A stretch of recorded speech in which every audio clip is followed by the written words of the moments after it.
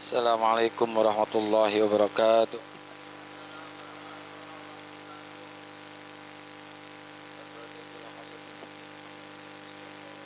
Sallallahu alaihi wasallam wa li jami' arwahi walidina wa masyayikhina wa muallimina wa asatizina khususan li muallifi hadzal kitab Syekh Muhammad Nawawi bin Umar Al-Jawi Al-Bantani wa khususan li muassisi hadzal majlisi anna Allah yaghfir lahum wa yarhamuhum wa ya'li darajatihim bil jannah wa yanfa'una bi asrarihim wa anwarihim wa ulumihim wa nafaatihim bid din wad dunya wal akhirah wa anna Allah al-karim yaftahu alaina futuhal arifin wa yufaqihuna fid din wa yarzuquna kamal al-ikhlas wal yaqin wa ila hadratin nabi syai'un lana wa lahum al-fatihah.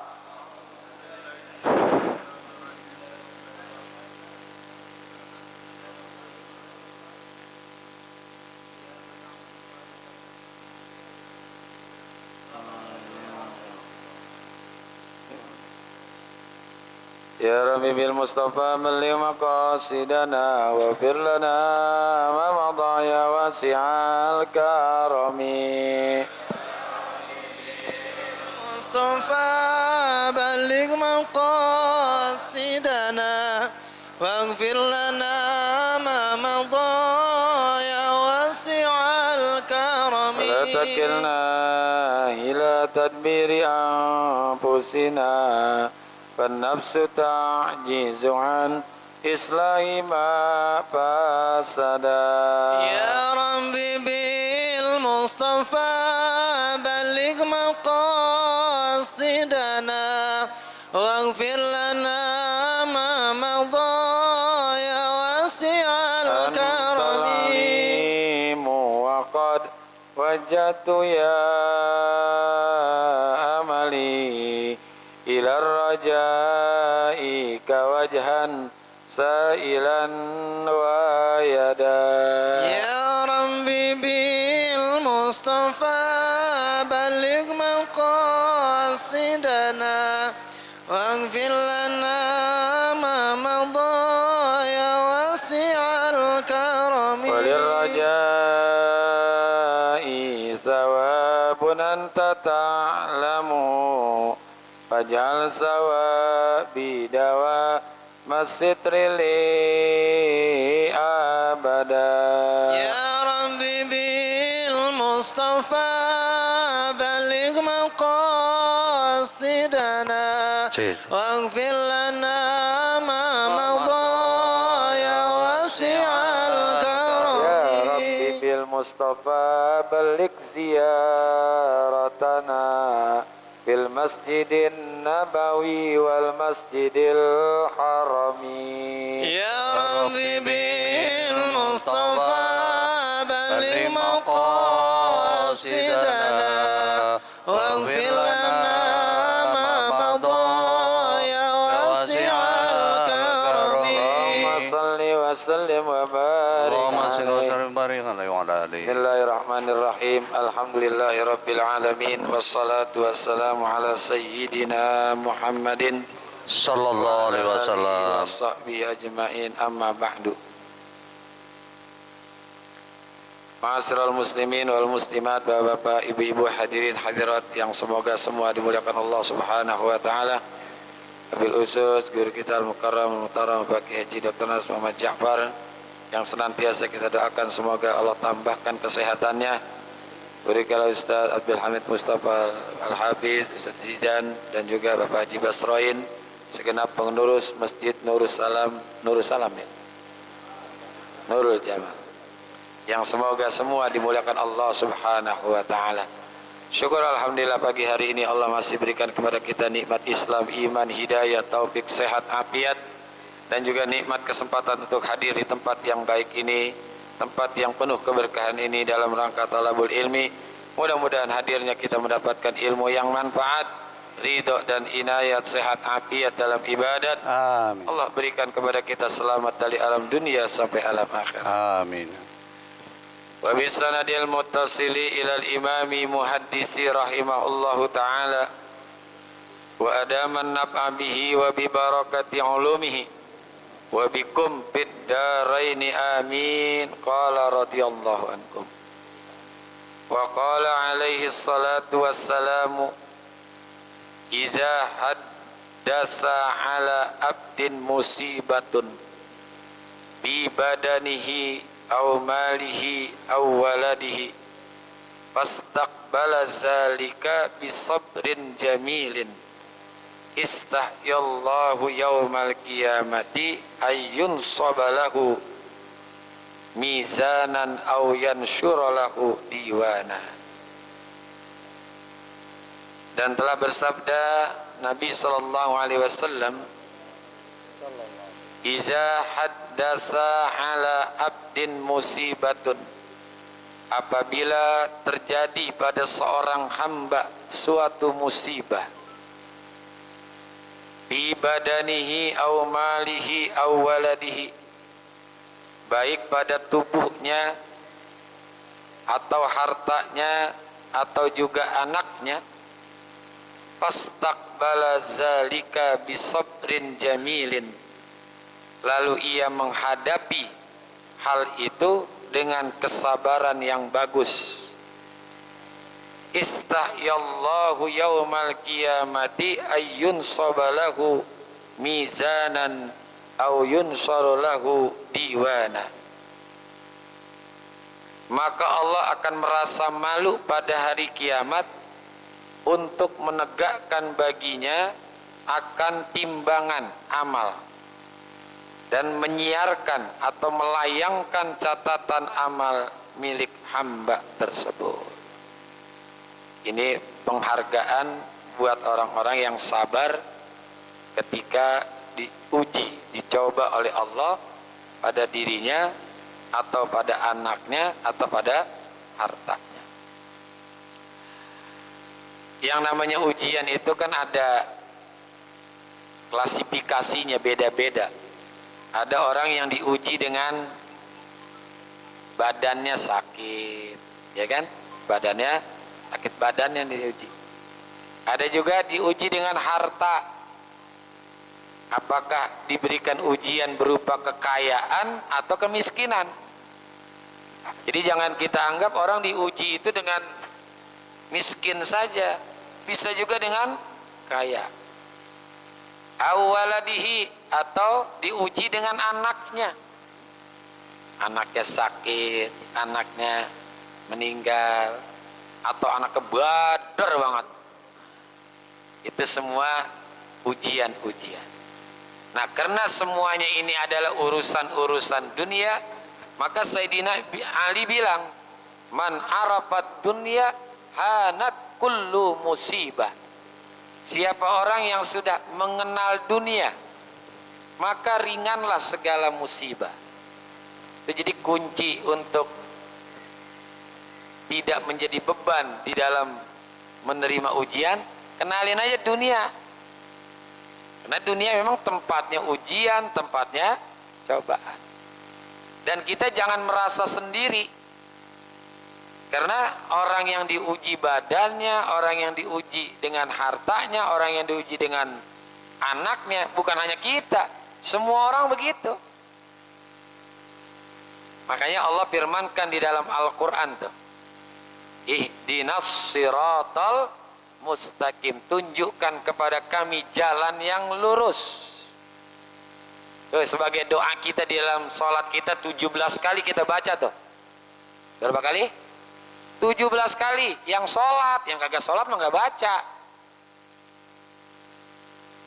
Yang 17 rakaat itu berarti kita baca ihdinas siratal mustaqim 17 kali. Ihdinas siratal mustaqim, tunjukkan kepada kami jalan yang lurus. Mana yang jalan yang lurus itu? Siratal ladzina an'amta alaihim. Jalan yang lurus itulah jalan orang-orang yang telah engkau berikan nikmat. Dan ini siapa orang yang diberikan nikmat oleh Allah? Ini pun harus ada penjelasannya lagi nih. Karena kalau tidak dijelaskan siratal ladzina an'amta alaihim, khawatir nanti orang yang sudah sholat, yang sudah puasa, nggak sholat lagi, nggak puasa lagi. Karena dia merasa, saya kan udah sholat, saya udah puasa, Saya udah ibadah, kok nggak dikasih-kasih nikmat, masih miskin-miskin aja. Ada tetangga saya nggak sholat, nggak puasa, nggak ibadah, badannya sehat-sehat. Anaknya juga begitu, istrinya juga begitu, usahanya maju, hartanya bertambah banyak. Ingat, itu namanya bukannya nikmat. Karena yang namanya nikmat itu adalah sesuatu yang baik, yang memberikan zat yang maha baik, dan diberikan hanya kepada orang-orang yang baik. Itu namanya nikmat. Kalau tadi itu namanya istidraj. Nanti buka di dalam surah Al-An'am ayat 44, itu berita tentang istidraj. Falamma nasu ma dzukkiru bihi fatahna alaihim abwaaba kulli syai' hatta iza farihu bima utu akhaznahum baktatan fa izahum mublisun. Allah firmankan, falamma nasu ma dzukkiru bihi, maka tatkala mereka itu lupa terhadap peringatan-peringatan yang kami berikan.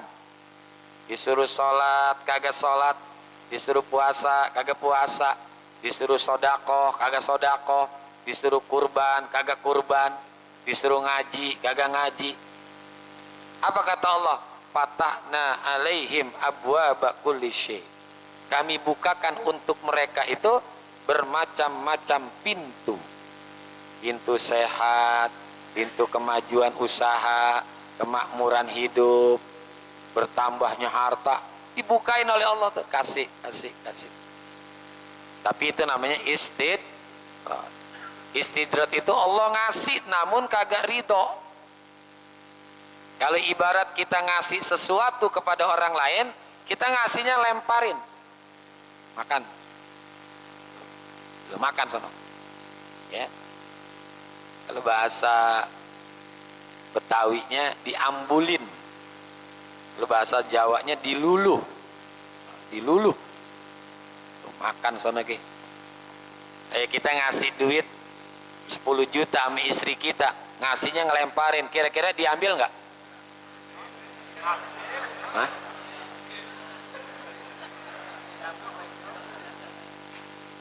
Lu makan lo, berangkat sono, pergi kemana, silakan. Kita omelin, makan tuh. Kira-kira diambil nggak?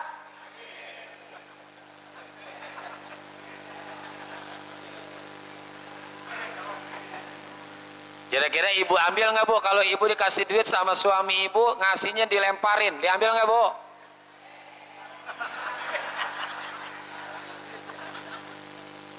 Mata duitan. Istri kita bakal bilang, ya Ustadz, nggak bakalan saya ambil. Saya juga punya harga diri, nggak bakalan saya ambil. Kalau masih ada suami saya.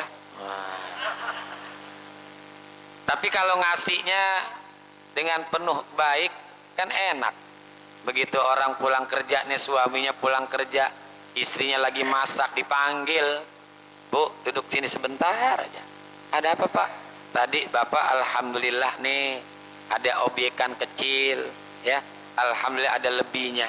Nah ini buat ibu jajan 10 juta nih. Kira-kira diambil nggak? Yang dilemparin diambil.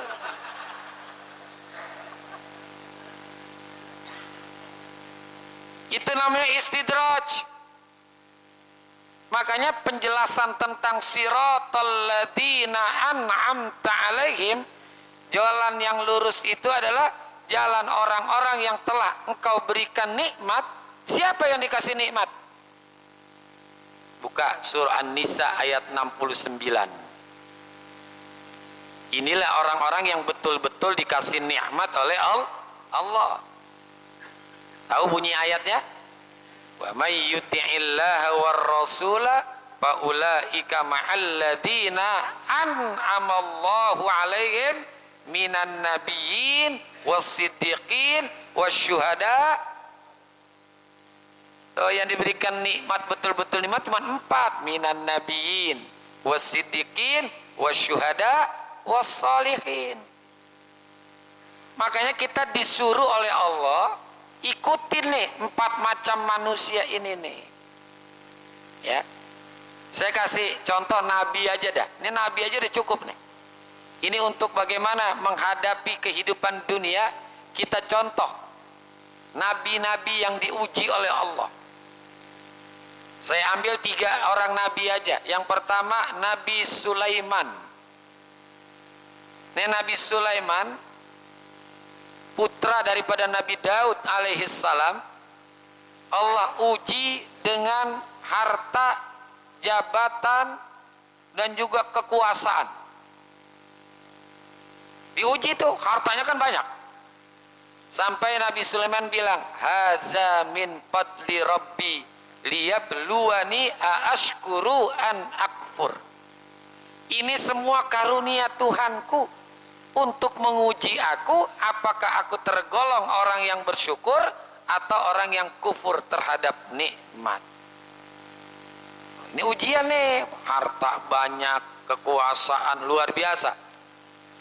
Dia menjadi raja bagi seluruh makhluk Allah, bukan hanya manusia, tapi juga binatang, jin, tumbuh-tumbuhan, semua tuh. Sampai semut yang kecil itu tunduk kepada Nabi Sulaiman.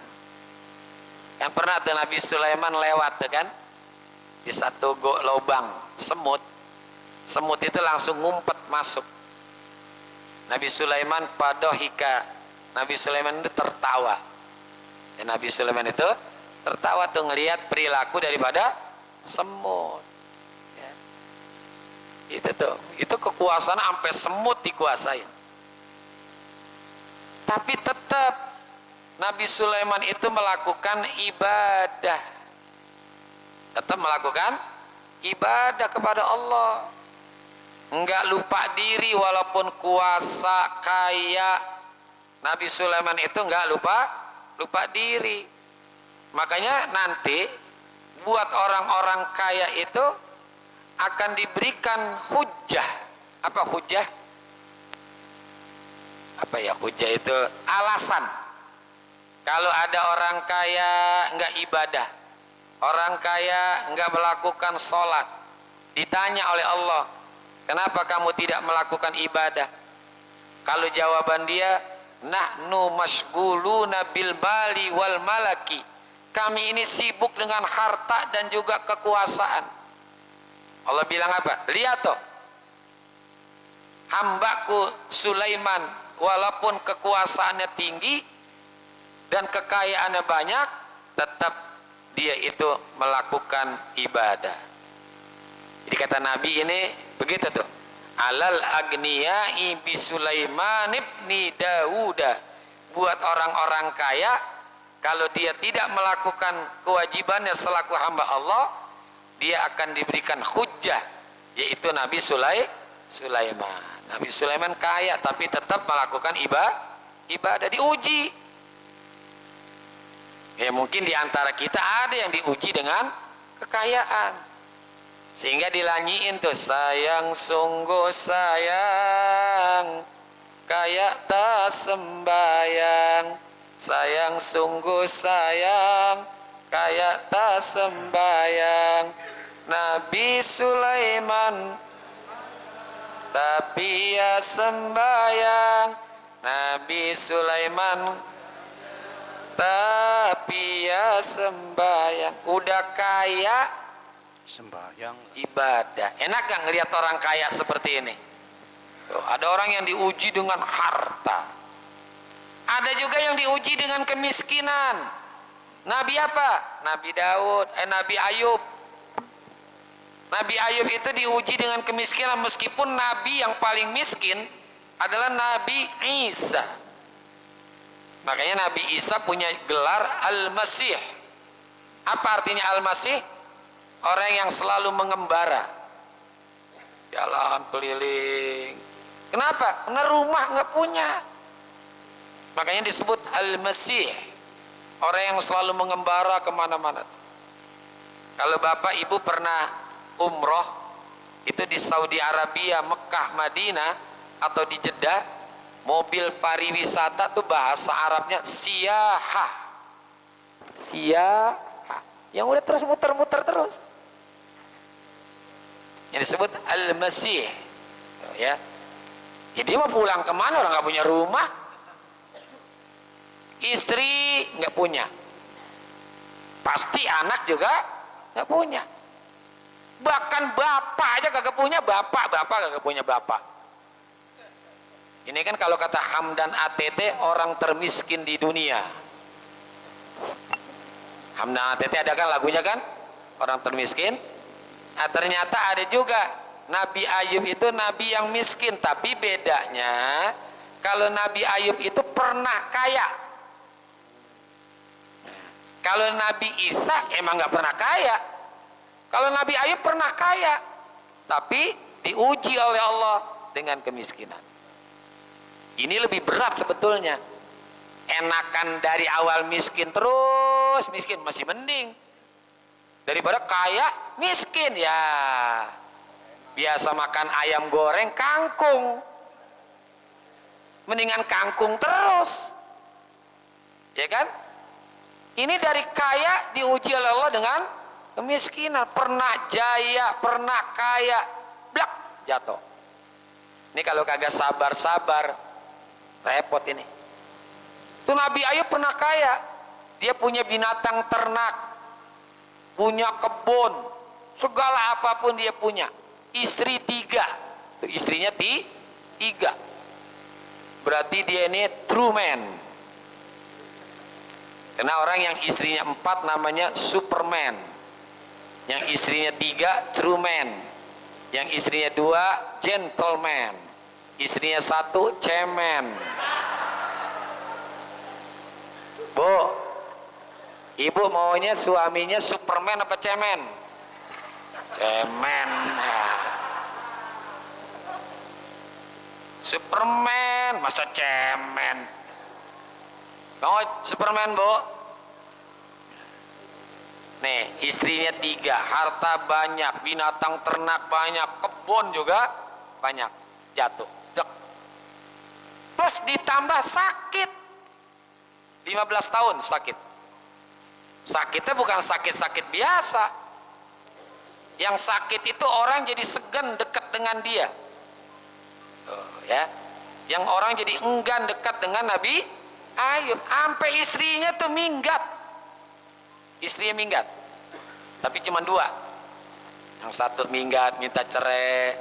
Yang kedua minggat juga minta cerai. Yang satu enggak tuh, tetap setia, namanya Rahmah. Dalam riwayat namanya Rahmah. Ditanya oleh Nabi Ayub, Rahmah, kamu nggak minta talak, tak cerai sama saya seperti berdua tuh yang lainnya? Enggak. Saya tetap insya Allah menjadi orang yang setia, kaya cinta sama abang, miskin juga cinta sama abang. Kalau yang 2 itu ada uang abang disayang, nggak ada uang abang di. Nih yang 2 yang minta cerai nih asalnya dari Warakas ini nih. Warakas sebelah mana saya nggak tahu dah.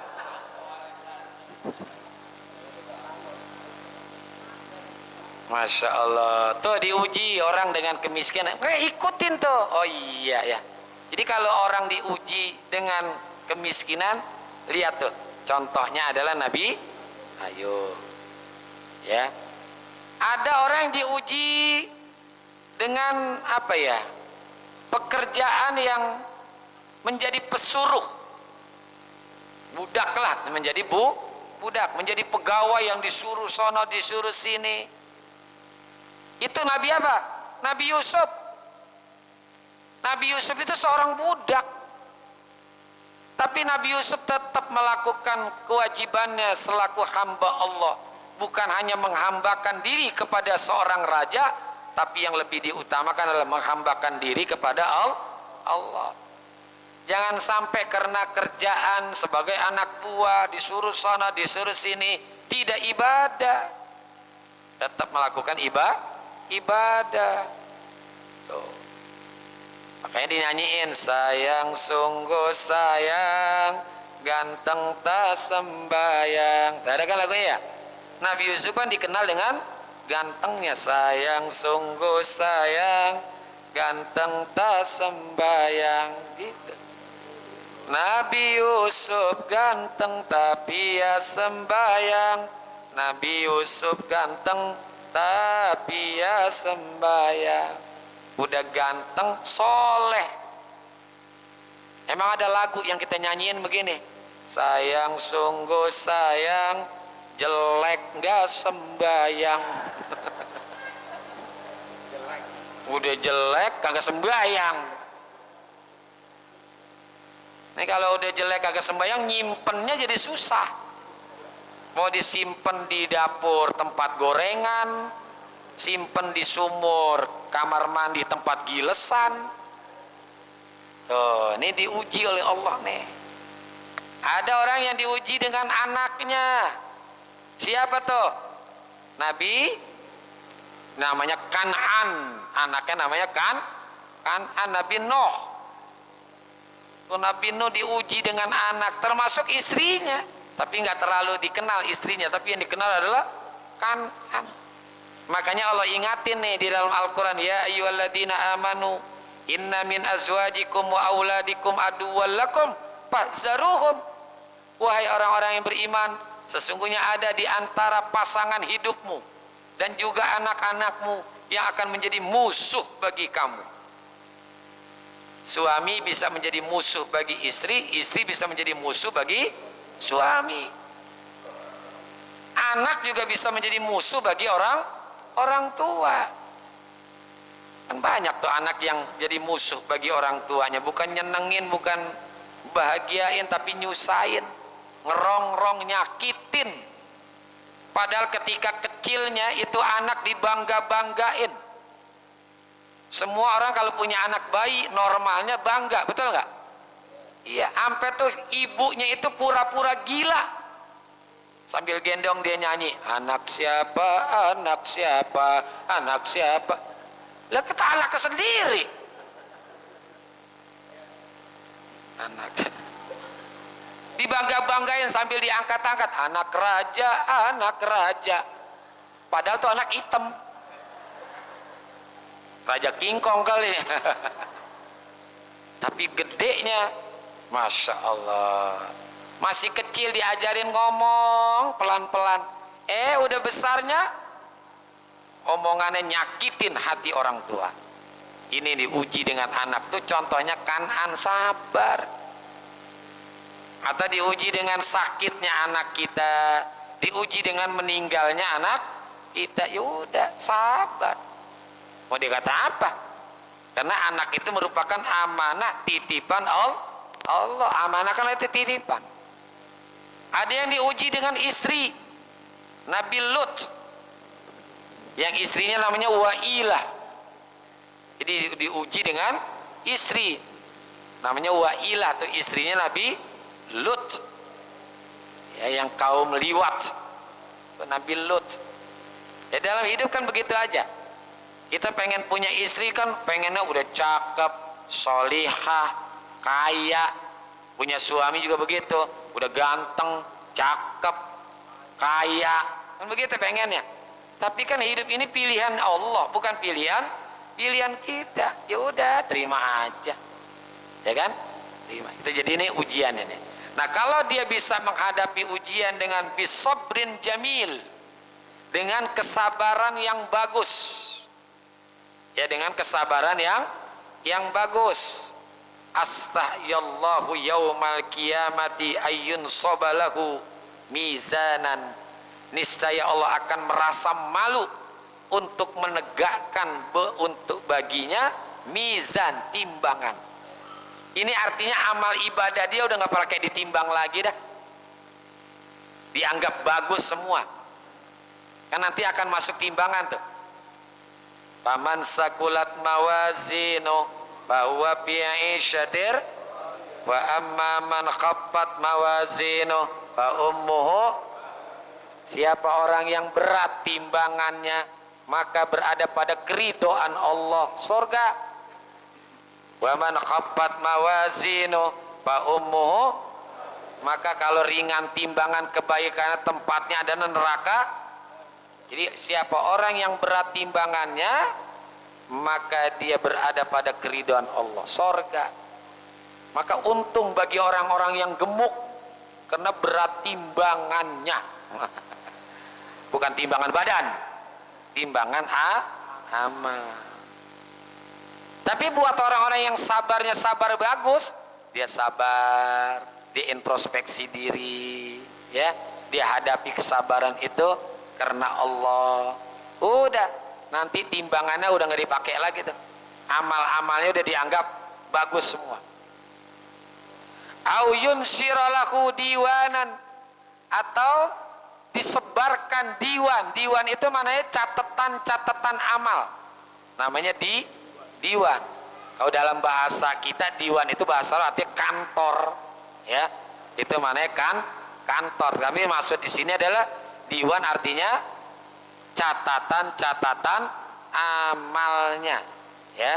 Milik hamba itu udah nggak dibuka lagi udah. Ini orang yang tergolong dengan orang yang tidak perlu dihisap lagi catatannya. Kalaupun dibuka dengan catatan amalnya itu, dihisapnya dengan hisaban yang gampang. Allahumma hasibni hisaban yasira. Enak gak tuh? Timbangan nggak dipakai lagi, buku catatan nggak dibuka lagi, langsung masuk ke dalam surga. Kenapa nggak dibuka? Kenapa nggak ditimbang? Allah malu, ya, kepada orang yang sabarnya luar biasa, bisobrin jamil, dengan sabar yang luar biasa. Wallahu a'lam bissawab wa ilaihil marji'u wal ma'ab. Al-Fatihah.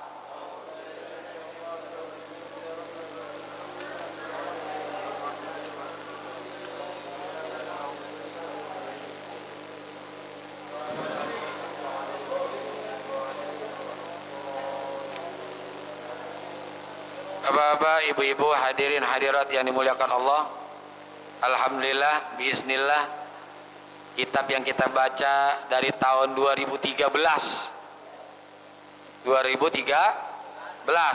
alhamdulillah tahun 2022 selesai. Berapa tahun, berapa itu? 9 tahun. Alhamdulillah hari ini bisa kita khatamkan, ya. Mudah-mudahan ada yang nyangkut, ya, artinya masuk kuping kanan, keluar kuping kiri, nggak apa-apa, karena masuk kuping kanan, keluar kuping kiri. Alhamdulillah ada yang nyangkut di sini, daripada kagak ada yang masuk, ya, daripada nggak ada yang masuk, ya. Mudah-mudahan ada manfaatnya, ada berkahnya, ya. Terima kasih. Nanti insya Allah akan kita lanjutkan dengan kitab Arba'in Nawawi. Itu sebelahnya, ya. Jadi nggak usah beli lagi, udah, kan ada di situ. Balikan terus, habisin tengah-tengah. Nah, itu Arba'in Nawawi itu di tengah-tengah. Tadi bacaan tadi mana? Bacaan terakhir. Nah, itu Arba'in Nawawi itu. Ya, terakhir itu adalah Arba'in Nawawi. Coba sini deh.